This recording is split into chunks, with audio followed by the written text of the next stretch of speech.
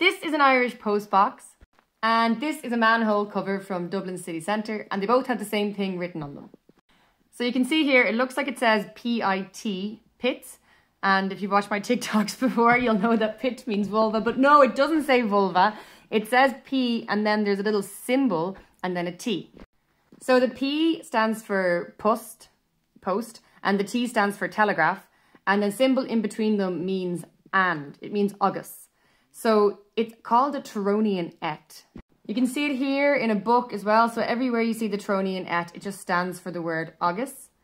The symbol comes from the 1st century BCE and was part of a system of shorthand called Tironian notes. There was like 4,000 or 5,000 symbols in it.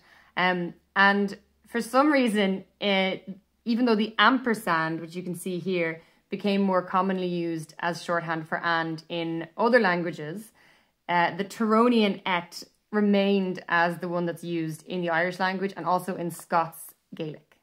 So here it is on a sign, a parking sign in Ireland, and you can see that the exact place that the Tironian et is in Irish, the ampersand is in English, because they perform the same function. I first became aware of this as well on Twitter because people would use 7 instead of writing August to save space on their tweets.